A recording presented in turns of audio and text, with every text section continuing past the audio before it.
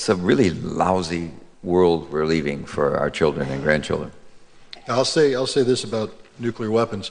You know, I'm not sitting at the Joint Chiefs of Staff. I'm not in on the planning. I'll take it at face value that the chairman of the Joint Chiefs of Staff and the Joint Chiefs of Staff successfully eliminated nuclear weapons in the initial phase of an operation.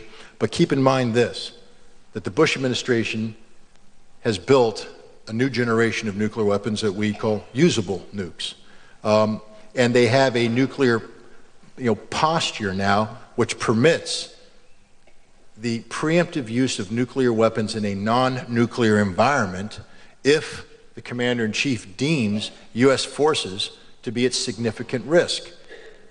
If we start bombing Iran, I'm telling you right now, it's not going to work. We're not going to achieve decapitation, regime change, all that. What will happen is the Iranians will respond, and we will feel the pain instantaneously, which will prompt the Bush administration to move to phase 2, which will have to be boots on the ground.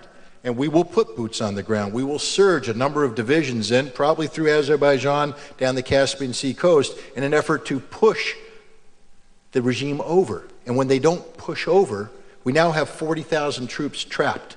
We have now reached the definition of significant numbers of U.S. troops in harm's way, and there is no reserve to pull them out. There's no more cavalry to come riding to the rescue.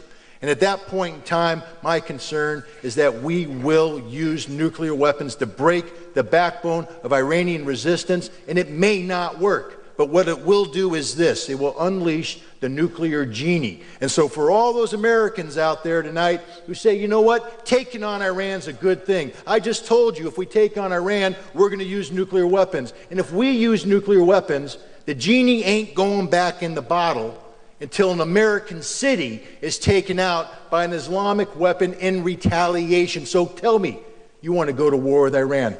Pick your city. Pick your city. Tell me which one you want gone. Seattle, LA, Boston, New York, Miami. Pick one, because at least one's going. And that's something we should all think about before we march down this path of insanity that George Bush has us headed on.